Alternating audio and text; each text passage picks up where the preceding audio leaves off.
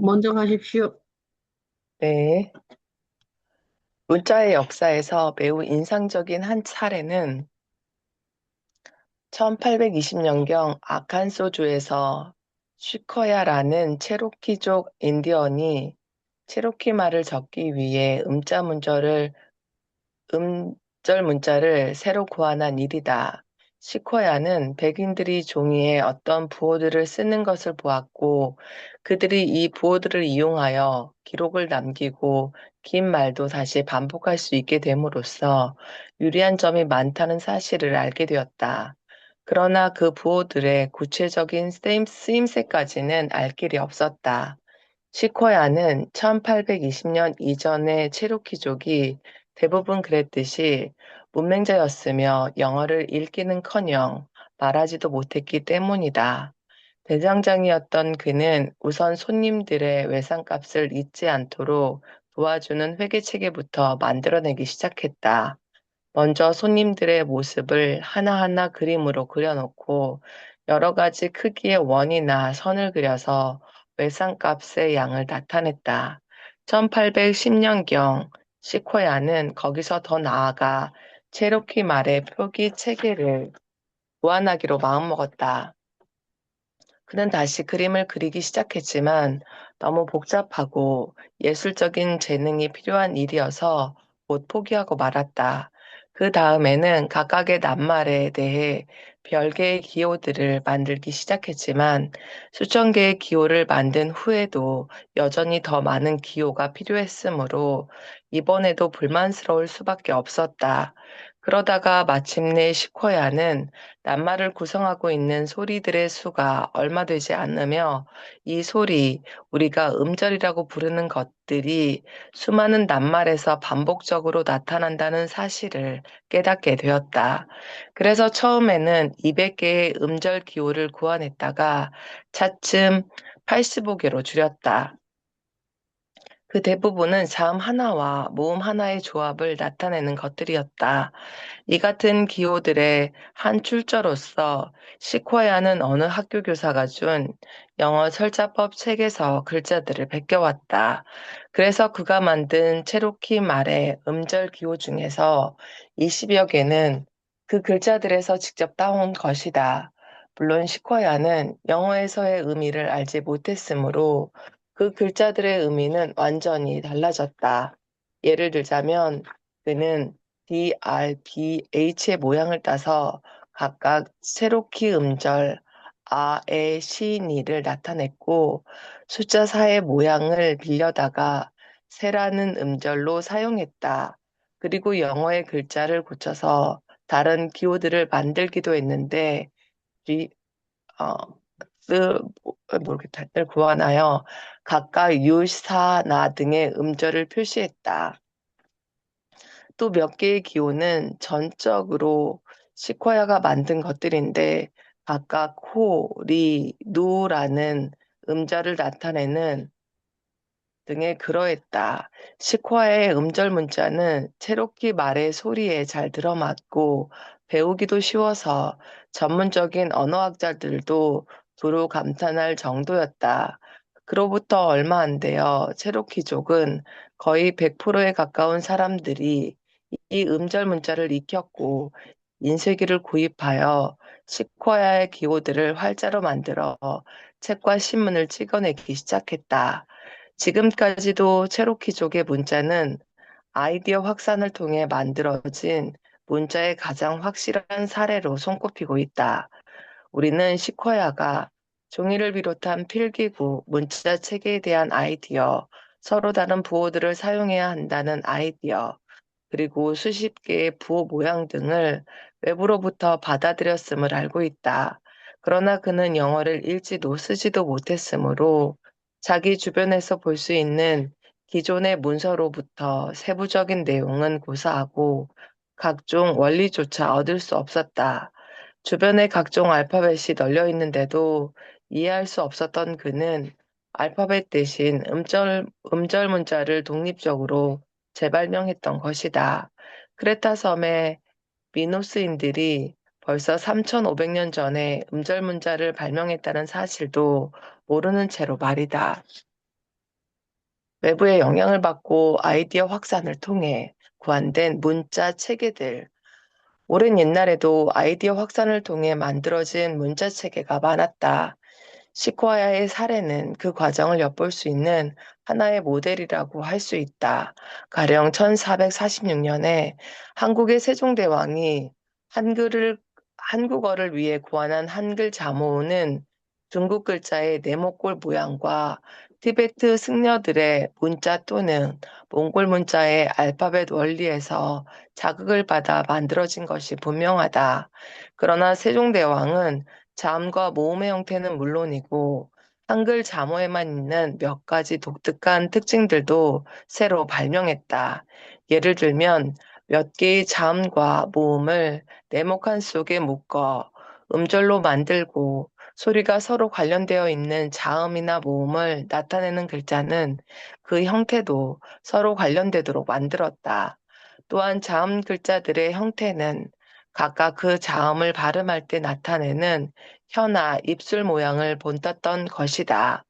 AD 4세경경부터 켈트족이 살던 영국 일부 지역과 아일랜드에서 사용되었던 오검 알파벳도 한글처럼 알파벳 원리를 받아들였지만 이 경우에는 기존의 유럽 알파벳들로부터 역시 독특한 글자 형태를 구안했다. 그것은 다섯 손가락을 사용하는 토시노 체계를 바탕으로 만든 듯하다.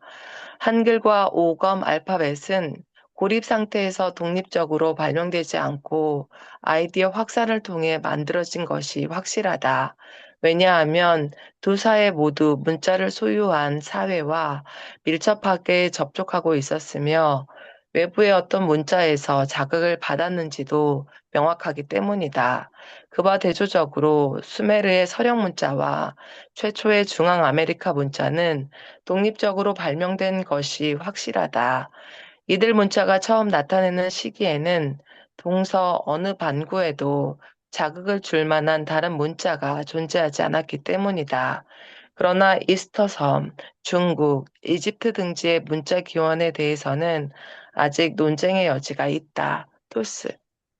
태평양의 이스텀섬 살던 폴리네시아인들은 독특한 문자를 가지고 있었다.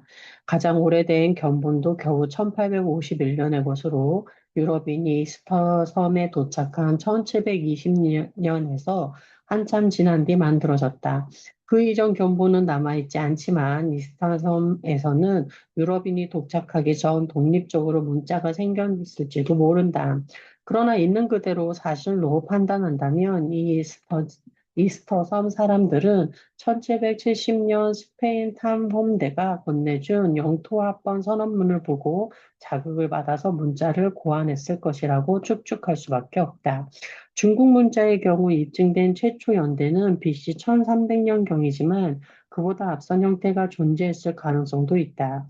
이 문자 역시 그 지역의 독특한 기호들과 몇 가지 독특한 원리를 가지고 있으며 대부분 학자들은 독립적으로 발달했을 것이라고 추측한다.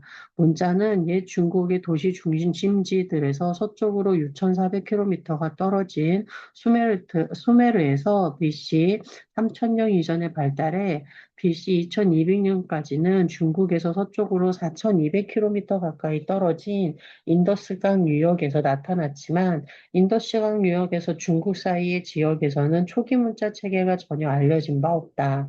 그러므로 최초의 중국 필경사들이 다른 문자 체계의 존재를 알고 거기서 자극을 받았다는 증거는 없다.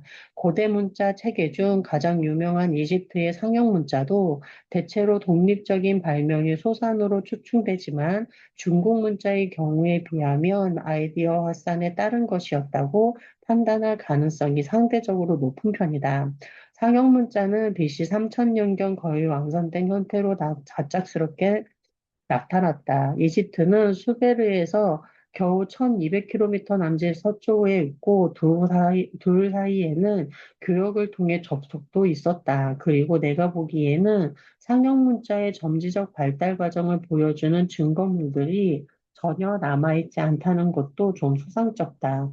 왜냐하면 이집트의 건조 기후는 문자에 대한 초기 실험의 증거물들이 잘 보존될 수 있는 환경이고 더군다나 이집트와 비슷하게 건조 기후인 수메르에서는 BC 3000년 이전 적어도 몇 세기에 걸쳐 수베르 성형 문자가 발달되는 과정을 보여주는 증거물이 많이 나왔기 때문이다. 수베르 문자와 이집트 문자가 만들어진 후 이란, 크레타, 터키에서 나타난 문자 체계, 각각 이른바 원시엘람 이란이었던 고대 왕국 문자, 크레타 그림 문자, 히타이드 상형 문자도 수상접기는 마찬가지다. 이들 문자는 각기 이집트와 수베르에서 빌려온 것이 아닌 특이한 기호들을 사용하지만 각 지역 사람들이 당시 이웃 지역의 교역 상대자들이 쓰던 문자를 몰랐을 리 없기 때문이다. 인류는 수백만 년 동안이나 문자를 모르고 살았다. 불과 몇 세기 간격을 두고 지중해와 근동 지역의 사회가 모두 독립적으로 문자를 만들어낼 생각을 한꺼번에 하게 되었다면 이것은 정말 기막힌 우연이라고 할 수밖에 없다. 그러므로 이들 문자의 발명은 시커야의 음절 문자처럼 아이디어 확산에 따른 것이었다는 판단이 가능하다. 다시 말해 이집트인을 비롯한 여러 민족의 수베인들에게는 문자에 대한 아이디어와 함께 어쩌면 몇 가지 원리까지 배우고 그 밖에 몇 가지 원리와 글자들의 형태는 그 뒤로 스스로 고안했을 것이다. 토스, 연아 언니요. 초기 문자 체제들의 한계. 이제 이 장애 도입부에서 제기되었던 중심적인 질문으로 돌아가 보자. 어째서 일부 사회에는 문자가 만들어지거나 전파되었는데 그 밖에 많은 사회에서는 그러지 못했을까? 우리의 논의에서 편리한 출발점이 될 만한 것들은 초기 문자 체계들이 가지고 있던 기능, 쓰임새, 사용자 등의 한계다. 초기 문자들은 불완전하거나 모호하거나 복잡하거나 아니면 그 모두를 가지고 있던 형태였다. 예를 들면 가장 오래된 수메르 서령 문자로는 정상적인 산문이 아니라 전보용 양문에 가까운 문장밖에 쓸 수 없었다. 어휘라고는 이름, 숫자, 도량형, 헤아리는 사물을 일컫는 낱말, 몇 개의 형용사 정도가 고작이었기 때문이다. 가령 오늘날 미국의 법원 서기를 예를 들어보면 살찐 양 27마리를 국가에 인도하는 것을 존에게 명령한다라고 써야 하는데 그 문장에 필요한 낱말이나 문법이 영어에서는 없어서 그저 존 27 살찐 양이라고밖에 쓰지 못하는 것과 같은 상황이었다. 나중에는 수메르 서령 문자로도 산문을 쓸 수 있게 되었지만 그나마도 앞서 설명한 것처럼 어표, 음성기호, 발음하지 않는 한정 부호 등을 모두 수백 개에 달하는 기호들이 마구 뒤섞여 있는 지저분한 체계를 통해서야 겨우 가능했다. 미케네 문명 시대의 그리스 문자였던 선문자 B는 그보다 더 단순한 형태로 90개 가량의 기호로 만들어진 음절 문자와 어표들로 구성되어 있었다. 그러나 선문자 B의 그 같은 장점은 심한 모호함 때문에 상쇄되고 말았다. 이 문자는 낱말 끝에 오는 자음을 모두 생략했고 몇 개의 관련된 자음을 한 개의 기호로 나타냈던 것이다. 예를 들자면 I과 R, P와 B와 PH, G와 K와 KH 등 각각의 한 개의 기호를 표시하는 식으로 일본에서 태어나고 자란 사람들이 영어를 할 때 L과 R을 제대로 구별하지 않아서 얼마나 헷갈리게 하는지 잘 알고 있다. 그런데 방금 영어 알파벳에서 언급한 자음들을 구별하지 않고 일본인들처럼 한 가지로 쓴다면 그때는 얼마나 더 헷갈리게 될지 상상해보라. 이렇게 되면 우리는 RMP, LMP, LAB, LAUGH, 두드르다, 무릎, 실험실 웃다를 모두 똑같은 철자로 써야 할 것이다. 이 문제와 관련된 또 하나의 한계는 이들 초기 문자를 몇 사람밖에 배우지 못했다는 점이다. 문자에 대한 지식은 왕이나 사원에 고용된 전문적인 필경사에게 국한되어 있었다. 예를 들자면 선문자 비의 경우 미케네 문명 시대의 그리스인들 중에서 소수의 궁정 관료 이외에는 그 문자를 사용하거나 이해한 기미가 보이지 않는다. 선문자 비의 필경사들은 보존된 문서의 필적을 통해 모두 구별할 수 있다. 크누소스 궁전과 필로소스 궁전에서 나온 선문자 비로 쓰인 문서는 각각 75명과 40명의 필경사들이 작성한 것임을 알 수 있다. 이처럼 전보물에 가깝고 투박하며 모호한 초기 문자들은 그 쓰임새 역시 사용자들의 숫자만큼이나 제한적이었다. BC 3000년에 수메르인들이 무엇을 생각하고 느꼈는지 알고 싶어하는 사람이 있다면 실망할 수밖에 없을 것이다. 최초의 수메르 문헌들은 모두 감정을 배제한 궁전이나 사원 관료들의 기록이기 때문이다. 수메르 최초의 기록 보관소에서 발굴된 우르크 도시 유적지에서 나온 점토판의 90%는 걷어들인 물품, 일꾼에게 지급한 식량, 농산물의 분배 따위에 대한 사무 기록에 불과했다. 그러다가 나중에 어표의 수준을 넘어서 표온 문자를 발달시키게 되자 비로소 수메르인들은 선전이나 신화 등의 산문을 쓰기 시작했다. 미케네 문명 시대의 그리스인들은 그 같은 선전 신화의 단계에도 이르지 못했다. 크노소스 궁전에서 나온 선문자 비점토판의 3분의 1은 양이나 양털에 대한 회계 기록이었고, 필로스 궁전의 경우에는 아마에 대한 기록이 터무니없을 만큼 많은 부분을 차지했다.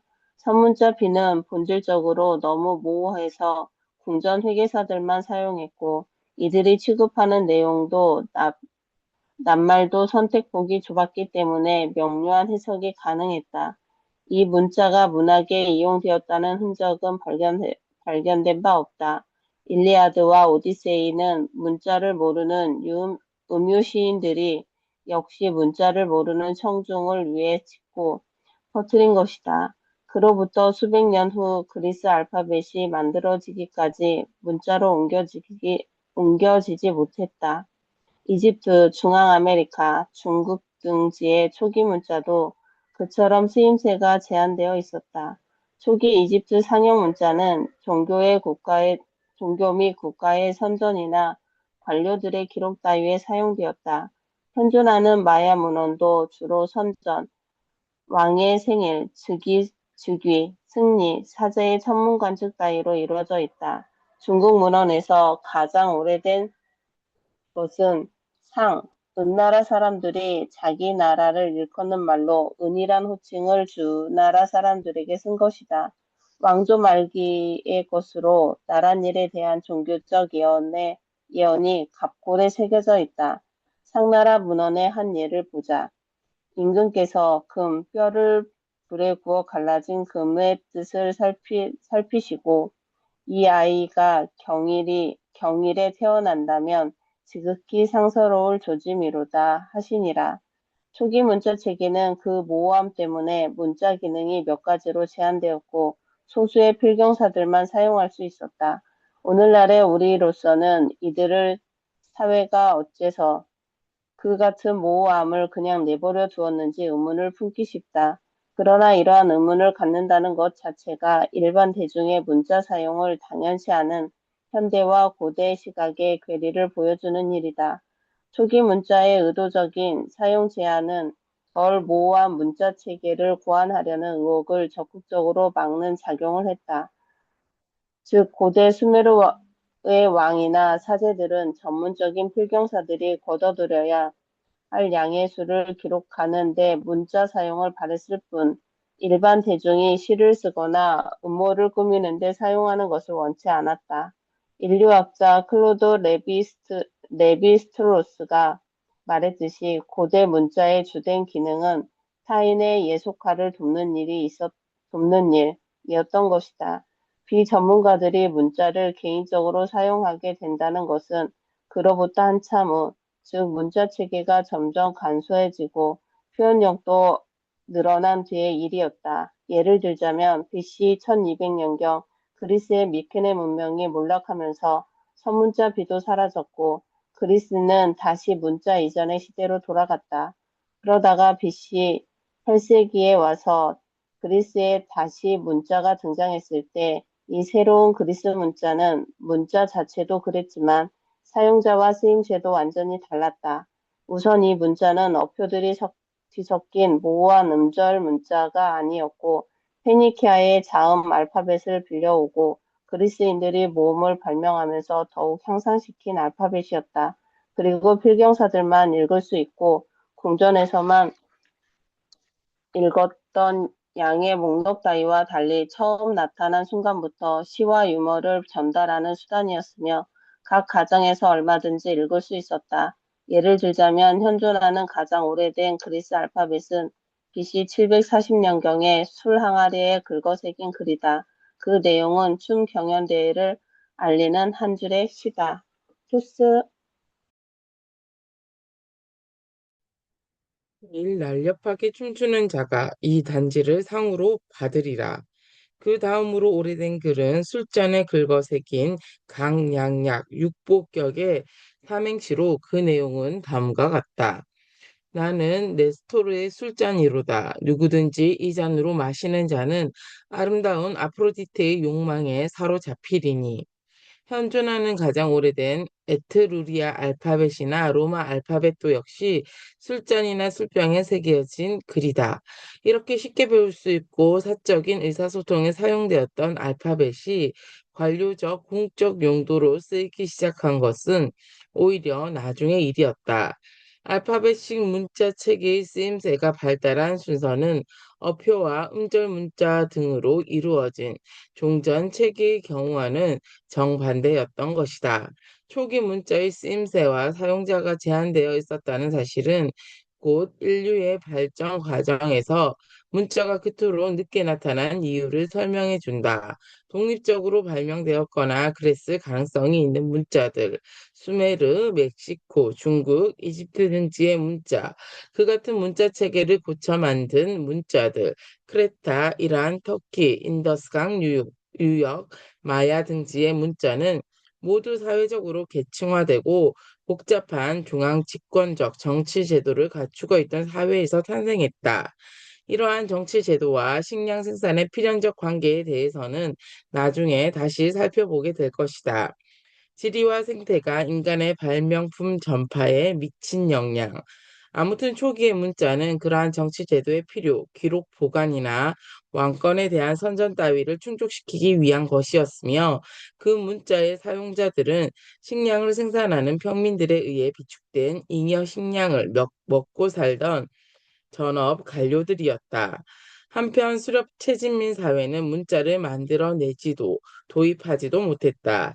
이들은 초기 문자를 사용할 만한 제도적인 쓰임새도 없었거니와 필경사들을 먹여 살리는 데 필요한 잉여 식량을 조달할 수 있는 사회적 농업적 구조도 갖추지 않았기 때문이다.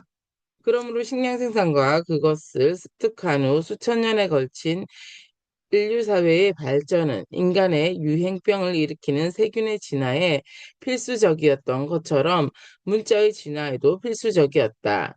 문자는 비옥한 초승달 지대와 멕시코 그리고 어쩌면 중국 등지에서만 독립적으로 발생했다. 그것은 바로 이들 지역이 동서 각 반구에서 최초로 식량 생산을 시작한 지역이었기 때문이다.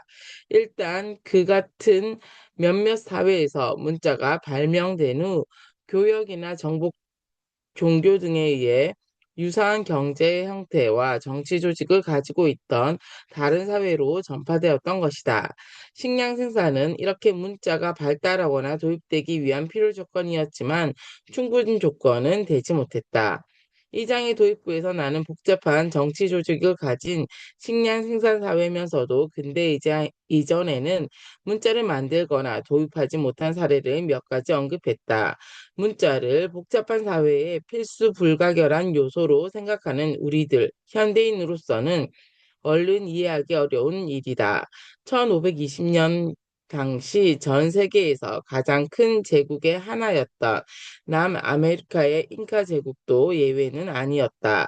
또한 퉁가의 해상 원시 제국, 18세기 후반에 나타난 하와이 국가, 이슬람 세력이 들어오기 전에 적도 이남 아프리카와 사하라 이남 아프리카에 수두룩하던 국가 또는 추장사회, 그리고 미시시피 강 유역과 여러 지역에 분포되어 있던 사회들도 마찬가지였다. 그렇다면 이 모든 사회가 문자를 발달시킨 사회와 똑같은 선행 조건들을 구비하고 있으면서도 문자를 갖지 못한 것은 무엇 때문이었을까?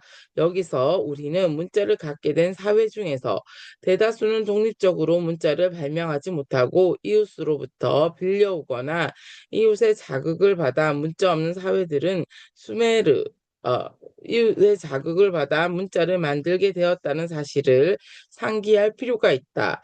바로 앞서 언급한 문자 없는 사회들은 수메르, 멕시코, 중국에 비하여 식량 생산이 늦어진 사회였다.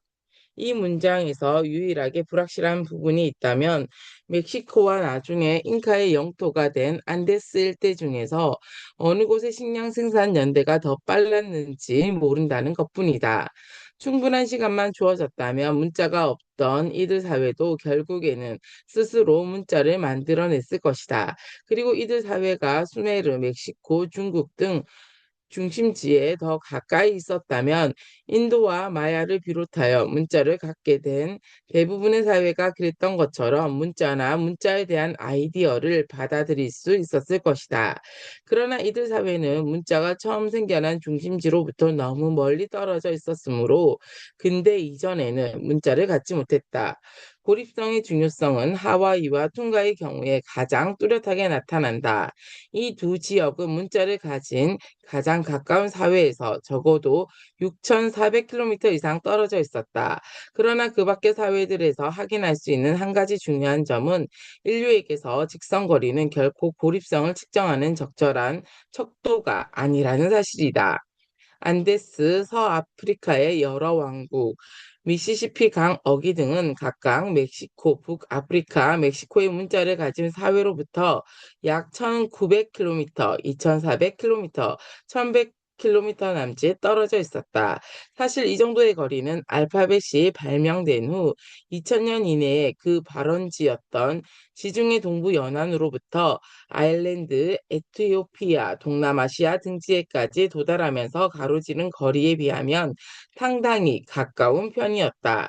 그러나 인간은 새처럼 날아갈 수 없으므로 생태적 장애물이나 물 따위에 가로막히면 전진이 늦어질 수밖에 없다. 문자를 가진 북아프리카 국가들과 문자를 못 가진 서아프리카 국가들은 농업을 하거나 도시를 세우기에 부적합한 사하라 사막으로 분리되어 있었다. 마찬가지로 멕시코 북부의 사막들도 멕시코 남부의 도시 중심지들과 미시시피 강 유역의 추장 사회들 사이를 갈라놓고 있었다.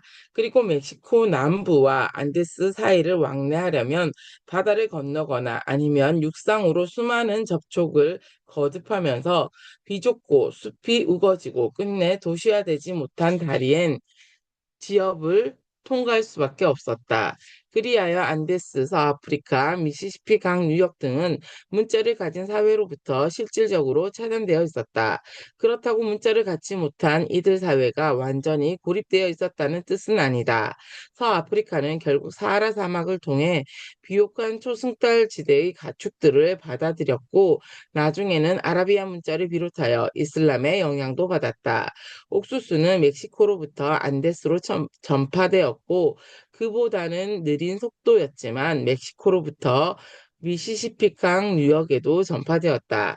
그러나 제10장에서도 확인했듯이 아프리카와 남북 아메리카에서는 남북 축과 각종 생태적 장애물 때문에 농작물과 가축의 확산이 많이 늦어질 수밖에 없었다.